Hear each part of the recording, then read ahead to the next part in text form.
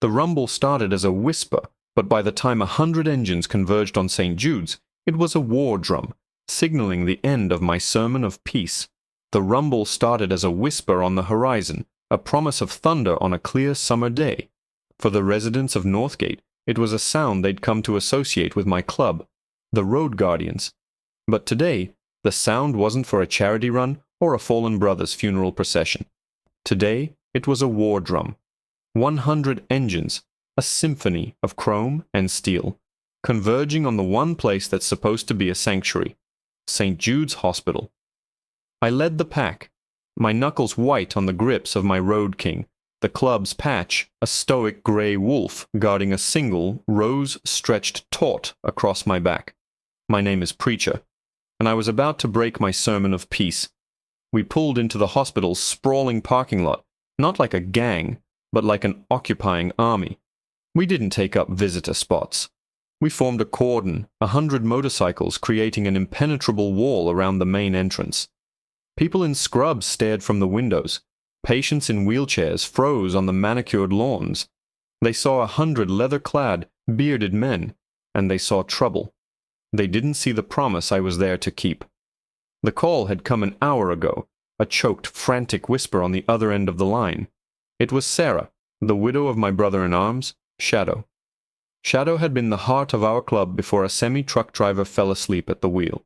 His dying wish, whispered to me over the whine of monitors, was, "Look after my girls, Preach, my Sarah, and my little Imani." I had sworn on his memory that I would. For 5 years, I had. Until Sarah remarried. The man, Rick, was a slick developer with a Colgate smile and eyes as empty as a banker's heart. We'd all had a bad feeling about him, but Sarah was lonely, and he'd promised her the world. "He did it again, Preacher," she'd sobbed into the phone. "It's bad this time. Imani." She tried to stand up to him. Oh God, he threw her. Her arm. "It's broken. We're at St. Jude's. Room 304. But he's here. He's telling the doctors she fell down the stairs. He's charming them, Preacher. They're believing him. And he told me if I say a word, he'll make sure I never see her again. He said he has lawyers who can do anything." That was all I needed to hear. Imani wasn't just Shadow's daughter. She was our daughter, the daughter of 100 hardened men who had sworn an oath. I made one call. 10 minutes later, the thunder began to build. Now dismounting my bike, I pointed 2 fingers at my VP, Grizz. "Lock it down. No one in or out who we don't approve. If you see Rick try to leave, you stop him. You understand?" Grizz, a man the size of a vending machine, just gave a slow, deliberate nod. That was all the confirmation I needed. I turned to the 10 men I'd chosen to come inside with me. We moved as one, a phalanx of leather and determination, pushing through the automatic glass doors. The sterile, quiet lobby fell silent. The air, thick with the smell of antiseptic, was suddenly charged with the scent of road dust and leather. A terrified-looking receptionist fumbled with her phone. A lone security guard, a kid no older than 25 with a paunch and a hopeful mustache, stepped in our path. "Sir, I'm going to have to ask you to—" he began, his voice cracking. I didn't stop walking. I just looked down at him, my eyes conveying a message older than any hospital policy. "We're here to visit family. Room 304. You can either step aside, or you can be the reason we're late." He looked at me, then at the 10 grim-faced men behind me, and wisely chose to become part of the wall. We took the stairs, our boots echoing like gunshots in the concrete well. The 3rd floor was the pediatric wing, decorated with cheerful murals of cartoon animals that felt like a cruel joke. We moved down the hallway, nurses and doctors flattening themselves against the walls to let us pass. We were a dark storm cloud in their sunny, sanitized world. We found it. Room 304. I could hear a man's voice inside, smooth and reasonable. It was Rick. "You see, Doctor, she's always been clumsy. A bit of a drama queen, too, just like her mother. Takes a tumble and thinks it's the end of the world." I balled my hand into a fist, my knuckles screaming to connect with that condescending tone. I took a deep breath, nodded to my men, and pushed the door open. Rick was standing by the bed, his back to us, wearing a tailored suit that probably cost more than my bike. In the bed, small and pale, was Imani. Her arm was in a thick cast, and a purple bruise was blooming on her cheek, a galaxy of pain on her beautiful dark skin. She saw us first. Her one good eye widened, not in fear, but in something else. Hope. Rick turned, his smile fixed in place, ready to charm his next victim. But the smile melted when he saw me, when he saw the 10 men crowding the doorway behind me, blocking out the light. He looked like a rat that had just realized the hole it escaped into was the mouth of a snake.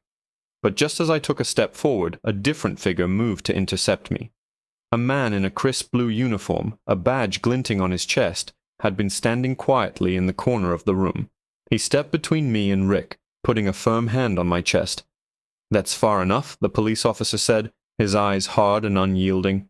Rick here was just giving his statement. "Now who the hell are you?" I didn't look at the officer. My eyes stayed locked on Rick, that smug, self-satisfied worm, who thought a suit and a smile made him a man. "I'm her godfather," I said, my voice a low growl that vibrated through the officer's hand. "Her father was my brother. He made me swear an oath to protect her. I'm here to keep that promise." Rick let out a short, mocking laugh. "Officer, this is exactly what I was talking about. This is a motorcycle gang. They've been harassing me and my wife ever since I married her. They think they have some claim on my family. This isn't a visit, it's intimidation." He gestured around the room at my men, who stood like stone sentinels, filling the doorway. "Look at them. Are you going to let a pack of thugs threaten a grieving family in a hospital?" The cop, whose name tag read Miller, seemed torn. He was in a small room with 11 men who outweighed him by a collective ton. But he was also the law. He held his ground. "I don't care who you are," he said to me. "You can't bring a whole crew in here like this. You're scaring the staff and the patient." He said the wrong thing. The patient. I finally broke my stare from Rick and looked at Imani. Her good eye was wide, watching me. I saw the fear there, but it wasn't of me. It was the deep, soul-crushing fear of a child who knows the monster is real. I saw my brother's shadow in that eye. I saw his trust. I softened my voice, taking all the gravel and fury out of it, leaving only the tone I used with her when she was a little girl, learning to ride her first bicycle. "Imani Bug," I said, using the name only Shadow, and I ever called her. "You tell me. Are we scaring you? You want us to leave. You just nod your head, and we'll be gone. We'll wait outside." The room held its breath. The hum of the hospital machinery seemed to fade away. It was all on her. Rick's face tightened, a flash of pure panic in his eyes as he realized he was losing control of the narrative. He started to speak. "Now listen, she's on painkillers, she's not—" But Imani's voice, though tiny, cut through his like a razor. "No." It was just one word. A fragile, whispered syllable. But it landed in that room with the force of a bomb. She shook her head, her dark curls brushing against the pillow. A tear escaped and traced a path through the grime on her cheek. "Don't go, Uncle Preacher," she whispered, her gaze flicking nervously towards Rick. "Please don't let him take me home." That was it. That was the truth, pure and uncut, from the only witness that mattered. The entire dynamic of the room shifted. Officer Miller's hand dropped from my chest. His expression, once stern and suspicious, hardened into a new kind of mask, the one a cop gets when he realizes he's been talking to the wrong villain. The doctor, who had been hovering by the door, took a half-step forward, his eyes narrowed on Rick. The charm had evaporated. All that was left was an ugly man in a nice suit. "She's lying," Rick blustered, his voice suddenly shrill. "She's coached. This man, he's manipulated her for years." Just then, the door swung open again, and Sarah stumbled in. Her face was a wreck, pale and tear-streaked. She saw me, my men, the officer, and froze, a deer in the headlights. Rick saw his chance.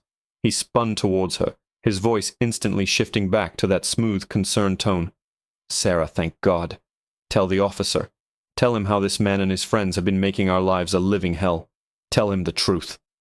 He was putting her on the spot, squeezing her in a vice of fear and loyalty. I could see the war in her eyes, the terror of what he'd do later, versus the desperate need to protect her daughter now. She looked at me, her eyes screaming for help. She looked at Imani, so small and broken in that big white bed. Her chin quivered. She took a breath, opening her mouth to speak, to finally break the silence she'd been keeping for a year. But Rick was faster. A triumphant, cruel smirk played on his lips as he reached into the inner pocket of his suit jacket. He pulled out a neatly folded sheaf of papers and handed them to Officer Miller.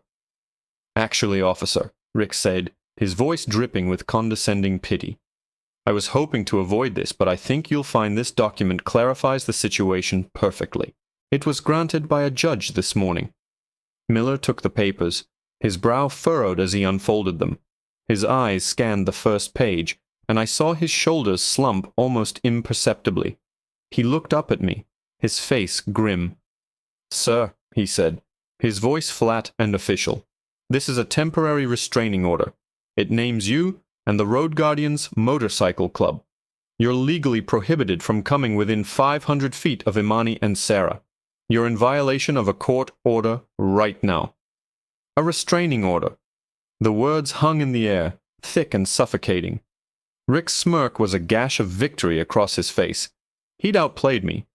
While Sarah was calling me in tears, he was already on the phone with his high-priced lawyer, twisting the story, painting himself as the victim and us as the aggressors. It was a brilliant, despicable move. "Well, officer," Rick said, straightening his tie, "there you have it. I'd like this man and his associates removed from the premises immediately. I'll be taking my stepdaughter home as soon as the hospital discharges her." He thought he'd won. He looked at me, a final glint of triumph in his cold eyes. But he misjudged one crucial thing. He saw the leather, the beard, the tattoos, and he saw a thug. He didn't see the man who had spent countless nights reading legal statutes, learning the system that had failed so many of my brothers. Shadow's own fight with the VA had taught me that the law isn't a wall. It's a maze, and there's always another path. I turned my back on Rick completely, addressing only Officer Miller. "Officer," I said calmly, "I understand. I will, of course, comply with the court's order. My men and I will remove ourselves from this room." I glanced at my guys in the doorway, giving a subtle nod. They began to back out slowly, their faces grim but obedient. Rick's chest puffed out. This was his moment. "However," I continued, turning back to the officer, my voice steady, "you should know that this restraining order was obtained under fraudulent pretenses. Mr. Davis here," I jabbed a thumb towards Rick, "failed to inform the judge of a few pertinent details." I reached into my own leather vest, into the inner pocket where I kept my most important documents. I pulled out a worn, folded piece of paper and handed it to Miller. Miller looked confused, but he took it. He unfolded it carefully. It wasn't a fancy legal document with a judge's seal. It was a simple, notarized form, signed 5 years ago, its creases softened with age. His eyes scanned the page. I saw them widen. "What is that?" Rick demanded, his confidence wavering for the first time. "This," Officer Miller said, looking up from the paper and staring at Rick with newfound contempt, "is a notarized temporary guardianship affidavit. It was signed by Imani's deceased father, David Shadow Miller, and her mother, Sarah Davis." He looked at me. "It grants full temporary custody and medical power of attorney to one Jax Preacher Teller, in the event that Sarah Davis is incapacitated or acting under duress." The blood drained from Rick's face. Sarah gasped, a hand flying to her mouth as she remembered the form Shadow had insisted they sign after his diagnosis, a just-in-case measure that she'd forgotten all about. I looked straight at Sarah, my voice soft but firm. "Sarah, are you acting under duress?" It was the key, the final turn. All the threats, all the fear Rick had held over her became a weapon against him. She looked at her daughter, then at the piece of paper in the officer's hand, Shadow's last act of protection. The dam broke. Sobs tore from her chest, raw and agonizing. "Yes," she wept.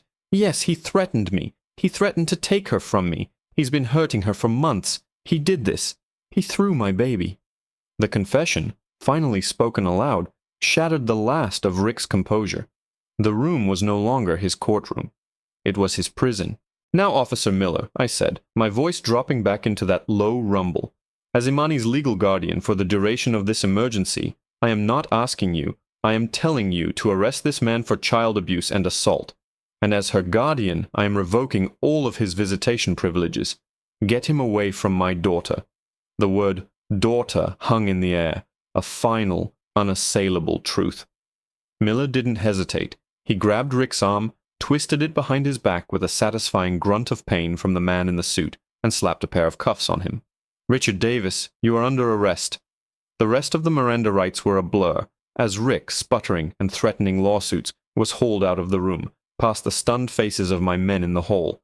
The moment he was gone, Sarah collapsed into my arms, her body shaking with a year's worth of pent-up fear and relief. I held her, just as I had held her at Shadow's funeral. Over her shoulder I saw Imani. The bruise on her cheek seemed less dark, the fear in her eye replaced by a fragile, watery smile. She lifted her good hand and gave me a tiny, weak thumbs up. I had kept my promise. We didn't leave. The restraining order was now a moot point, a piece of trash born from a liar's desperation. My men stood guard outside the door, a silent promise that no one would ever hurt this family again. I sat by Imani's bed, holding her good hand, while Sarah gave her official statement to a new set of officers, this time with a victim's advocate by her side. Later that evening, as the sun set, I stood by the window, looking down at the parking lot. The 100 bikes were still there, a silent, chrome and steel vigil. The rumble had brought the storm, but it had also cleared the air. We weren't just a club, we weren't a gang, we were a family, and we protect our own. I could almost feel Shadow's hand on my shoulder, hear his voice in the whisper of the wind against the glass. "Good job, Preach." I looked back at his daughter, finally sleeping peacefully, and knew my sermon was done.